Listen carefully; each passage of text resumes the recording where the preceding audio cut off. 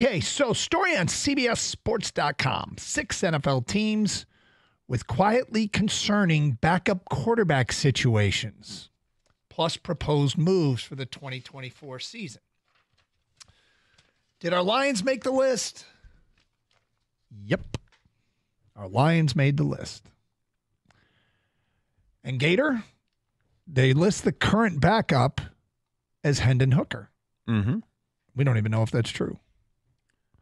Could be. I think if they if they had to play a game tomorrow, Yep. I think Nate Sudfeld, and if Nate Sudfeld were healthy, I think Nate Sudfeld would be number 2. But if he wouldn't be, then yeah, number 2 would be Hendon Hooker. They write Hooker has a third-round pedigree, but he's 26 and still in the learning stages of the number 2 role, fresh off his redshirt season spent recovering from a torn ACL. They suggest that the Lions trade for a backup quarterback, a guy who has started 28 games the last 3 seasons. He's showcased enough spunk as a gutsy passer to win over multiple fan bases. He'd be sure to get the Dan Campbell a stamp of approval for his never say die mentality. And he has probably fallen to number 3 on the depth chart with his organization. And that player is Taylor Heineke with the Atlanta Falcons. So a couple things here. I don't know that Penix, I haven't been paying attention to Penix's development with the Falcons and what they're saying about it, how like camp is gone. And I mean, we've read that there has been some growing pains, if you will, with Hendon Hooker, which there's nothing wrong with that. Nothing to be ashamed of, nothing to actually even be discouraging that there might be some growing pains. But Gator, It's expected. Yeah, I would think that if Atlanta has hopes of doing anything, that Heineke would potentially be their backup. I just looked at a depth chart that's got him listed number 3, that Penix might be the guy at number 2, but could you pry Taylor Heineke out of Atlanta, and would you want to? I'm sure you could pry him out of there. And would I want to? I'm a Taylor Heineke fan. I've been a fan of his, as I think he's a perfect backup quarterback in the NFL. Yep. He's a guy who can keep the ship afloat. He can make some plays. He is, I think he's perfect for the situation. And me being, I'm a Hendon Hooker guy. I like him a lot. I understand it's going to be a process before he's ready to be trusted in that role. And for a year, would I rather have, I mean, to me, it's would I rather have Heineke or Sudfeld? I'd rather have Heineke. And they do have the money. Just in general, you'd rather have. Yeah. Yeah, it'd be an upgrade over Sudfeld. And if Hendon Hooker beats him out, so be it, right? Exactly. Yeah. So, yeah, give me the guy that's, played in 38 games in his career and actually has more touchdown passes than interceptions, who's completed 62.5% of his passes. I'll take Heineke. Has he played in any playoff games by chance? If you have his numbers in front of you? I do. Let me see if he has. Postseason, I thought he had. He played in one playoff game in 2020 with football team. Football club? No. Real Washington? No, football team. Stop it. He was 26 out of 44, 306 yards, a touchdown, and an interception in that game. Also had a rushing touchdown. I mean, the question is, what would it cost you? I can't imagine it would cost you too much. Yeah. He's a 31-year-old, 10-year veteran. I can't imagine it would cost too much, particularly for a team like Atlanta that is just, they've invested in the quarterback position by bringing in Kirk Cousins. And then they draft Michael Penix. So they have aspirations to be good. Their win total in Vegas, I believe, is 9.5. They won 7 games last year, finished 3rd in the division behind Tampa and New Orleans. Both had 9-8 records. There's a difference between, hey, we got a chance to be good, and hey, we think we can win the Super Bowl. I think Atlanta falls into the, hey, we have a chance to be good, but if Kirk Cousins goes down, I'm going to guess that they're white flagging the season. Whereas I think the Lions, if Jared Goff goes down, they're going to still try and find a way to win especially if they have a good veteran quarterback. So I think the Lions may value Heineke as a backup more than Atlanta would. If Cousins goes down, I would guess, I mean, I don't know about Penix's development. It would depend on that. But it would strike me that they would just hand the ball to Penix and say, all right, kid, it's time for you to get on the job training and grow up here real quick. Especially, you know what? Especially given the fact that they drafted him in the first place, that made everybody go, what the hell are the Falcons doing? Why do they sign Kirk Cousins and then use a first-round pick on Michael Penix? I think they'll be compelled to justify it by giving him the football and making sure he's the backup. Yeah, I think they can get Heineke. I think they can pry him out of there. And I'm not sure it would cost you more than a late-round pick. I don't know if it would cost you more than a late-round pick either. I mean, if you put yourself in the shoes of Atlanta, what would you ask for in return? I mean, if I'm an Atlanta fan, I'd probably hope for a fourth, settle for a fifth, and maybe understand that all I'm getting is a sixth.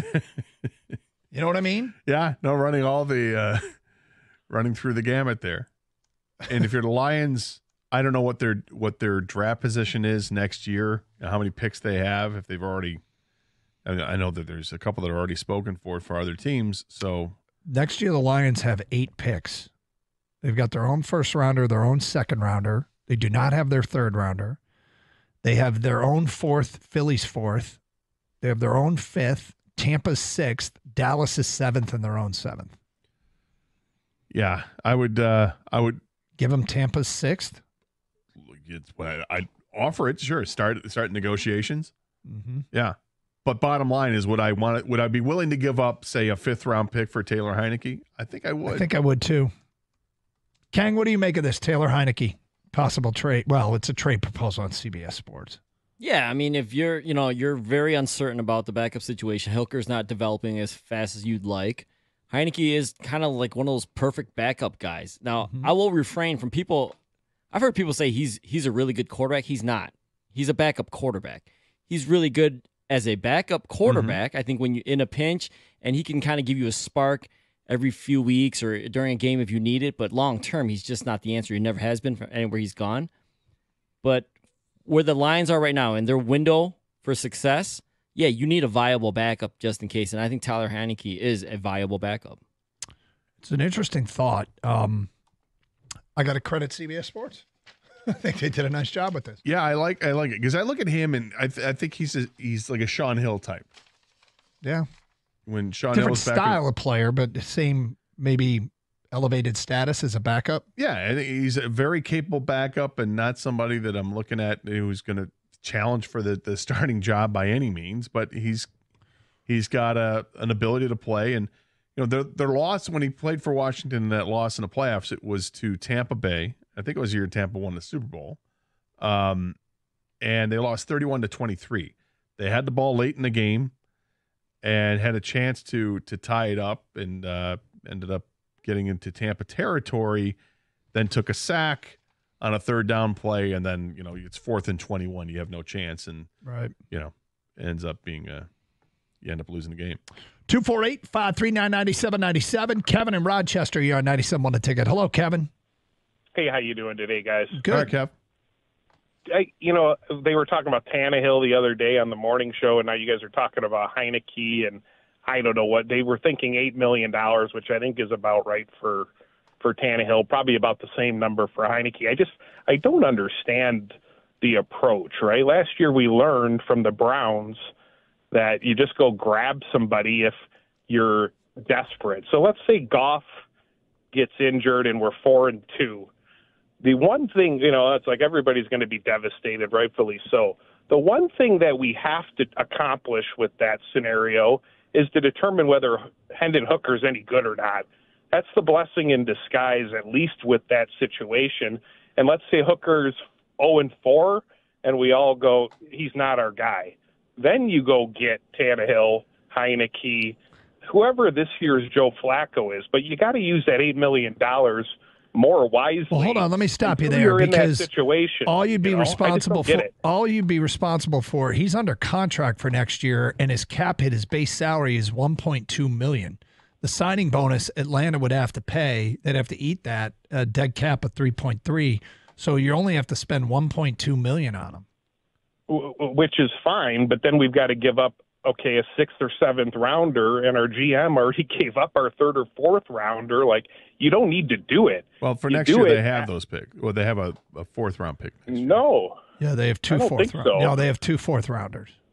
They have their own in Phillies. They don't have a 3rd rounder, and that's it. That's the only round they don't have. The other a thing pick. is this, and you say, Kevin, let's say that they go and they're 4-2, Goff gets hurt, you throw in Hooker, and he goes 0-4, and then you think you've learned enough about heading Hooker at that point. I would not, because I think he'd be thrust into a situation that he's not ready for just yet, because he's literally had a training camp. He'll have a training camp under his belt at that point. That's why I think it's why not go get a capable backup right now, like a Heineke, or I'm not into Tannehill as much, but if Heineke's available for cheap, like a 6th round pick, I'd do it because I feel very confident that he can keep the ship afloat.